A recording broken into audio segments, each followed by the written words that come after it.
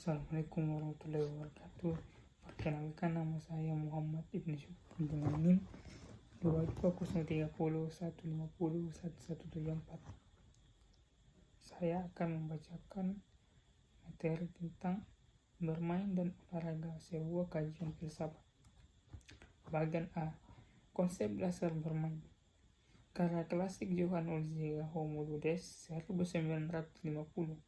Dalam filsafat, olahraga memaparkan karakteristik bermain sebagai aktivitas yang dilakukan secara bebas dan sukarela. Bermain itu sendiri bukanlah suatu hal yang real, sehingga bermain pada alamnya misalnya berlangsung dalam suasana tidak sungguh-sungguh. Namun bersamaan dengan itu pula terdapat kesungguhan yang menyerap konsentrasi dan tenaga. Unsur ketegangan di dalamnya tidak lepas dari etika, seperti tersirat dalam semangatnya firefly yang selanjutnya menguji ketangguhan, keberanian, dan kejujuran pemain. Selanjutnya, berdasarkan kekurangan definisi bermain yang dirumuskan Muzinga, Roger Casillas 1955, membagi permainan atau game menjadi 4 kategori. Pertama yaitu agon, permainan yang bersifat pertandingan perlawanan kedua pihak dengan kesempatan yang sama untuk mencapai kemenangan sehingga dibutuhkan perjuangan fisik yang keras. 2. Alea, permainan yang mengandalkan hasil secara untung-untungan atau hukum peluang seperti permainan dadu, roulette, kartu, dan lain-lain, sementara keterampilan kemampuan otot tidak diperlukan. Yang ketiga, mimikri, permainan fantasi yang memerlukan kebebasan dan bukan sungguhan. Yang keempat, illing, mencakup permainan yang mencerminkan keinginan untuk melampiaskan kebutuhan untuk bergerak, berpulang, dinamis. Bagian B. Konsep dasar olahraga. Sering dengan perubahan sosial dan perubahan pencarian konsep olahraga hingga tuntas tidak akan berhasil diperoleh karena definisi itu mengalami perubahan. Tidak mengherankan jika definisi klasik olahraga yang bertumbuh pada permainan dan pergerakan, keterampilan fisik dengan dukungan usaha keras kelompok otot-otot besar misalnya, semakin sukar dipertahankan. Muatan teknologi yang menghubungkan otot dan mesin serta temuan ilmiah melahirkan olahraga yang berorientasi teknologi. Meskipun esensi dari olahraga adalah permainan manusia. Meskipun karakter olahraga amat kompleks, tidak seperti pandangan Lem 1967 yang menyatakan tidak ada persamaan umum tentang gambaran karakteristik dalam istilah olahraga. Maka Henry 1988 yang menggunakan pendekatan sosiologi dan hermeneutik mengungkapkan bahwa masih dapat diidentifikasi karakteristik umum istilah olahraga. Makna istilah olahraga atau sport itu berbeda di sepanjang waktu, namun esensi pengertiannya kebanyakan berkaitan dengan 3 unsur pokok, yaitu bermain, latihan fisik, dan kompetisi. Selanjutnya, definisi olahraga yang dikemukakan Matvey 1981 dan Rusli 1992 bahwa olahraga merupakan kegiatan otot yang energik dan dalam kegiatan itu atlet memperagakan kemampuan gerakannya atau performa dan kemauannya semaksimal mungkin, cenderung merupakan sebuah rumusan dari sudut pandang olahraga elit kompetitif. Sedangkan definisi olahraga yang dirumuskan oleh Dewan Eropa 1980 yang berbunyi olahraga sebagai aktivitas spontan, bebas, dan dilaksanakan selama waktu luang merupakan interpretasi yang bersifat umum yang kemudian digunakan sebagai dasar bagi sport dual olahraga massal yang dimulai di Eropa pada tahun 1766 dan 27 tahun kemudian 1983 Indonesia mencanangkan Panji Olahraga, masyarakat olahraga dan mengolahragakan masyarakat.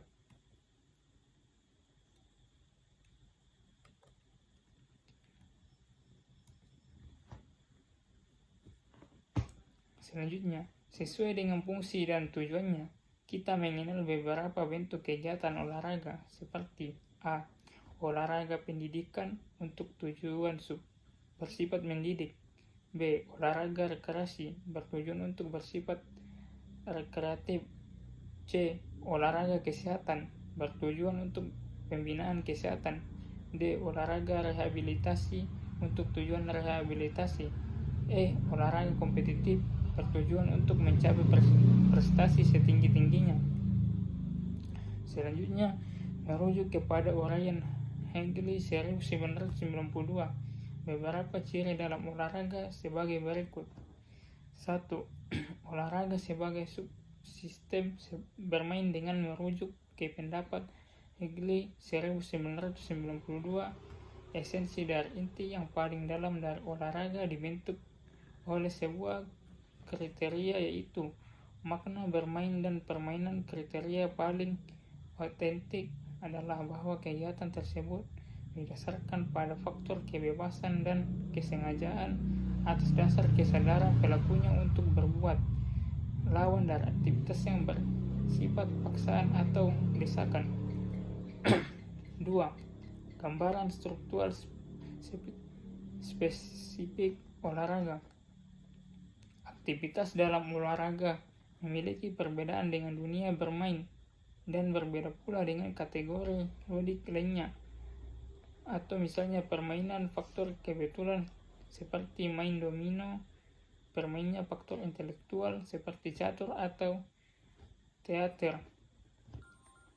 Terutama dalam gambaran struktural dan faktor-faktor yang berpengaruh yang membentuk kerangka spesifik olahraga ditandai dengan bentuk-bentuk yang khas. 3. Faktor pada gerak dalam pelaksanaan olahraga.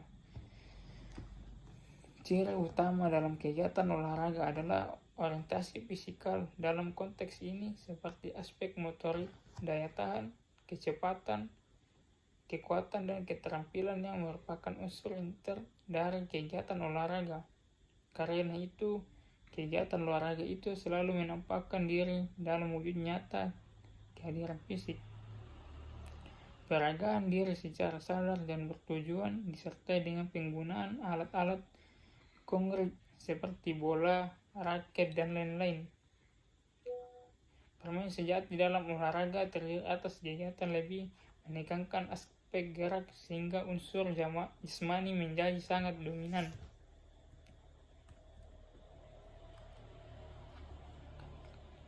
4. Realita olahraga. Dunia olahraga berbeda dengan permainan fiksi yang secara langsung menjabarkan ilusi. Meskipun peraturan resmi, norma, dan nilai olahraga menggiring kegiatan alamiah dan perilaku universal seperti berjalan, berlari, melempar, dan melompat ke arah penafsir ulang yang spesifik. Hal ini berarti secara a priori atlet meninggalkan realitas dunia faktual. Yang terjadi adalah dia bersama yang lain memainkan sebuah permainan yang real dalam konteks bermain. 5. Penampilan dan prestasi dalam olahraga adalah pada dasarnya tidak selalu mengacu pada maksud dan tujuan eksternal seperti halnya semua bentuk permainan. Kegiatan itu diwarnai oleh drama dari setiap gerak. Karena itu upaya untuk mempertahankan unsur ketegangan sebagai titik tengah antara kondisi yang membosankan dan tuntunan yang berlebihan merupakan komponen absurd dari ciri dunia olahraga. Berkaitan dengan hal ini, usaha dan pengarahan daya merupakan unsur pembangkit ketenangan dan diperkuat pula oleh nuansa kejutan dan keberuntungan. Bukan sebaliknya, bisa diramalkan atau diperhitungkan. Selanjutnya, ada 3 dimensi karakteristik prestasi olahraga, yaitu 1. Prestasi itu dinyatakan melalui aspek jasmania. Prestasi olahraga diarahkan untuk menguasai, memelihara, dan mengoptimalkan keterampilan gerak. 2. Kegiatan secara sukarela. Ketiga, kegiatan tidak dimaksudkan untuk menghancurkan orang lain, tetapi justru untuk meningkatkan solidaritas. Keenam, dimensi sosial dalam olahraga.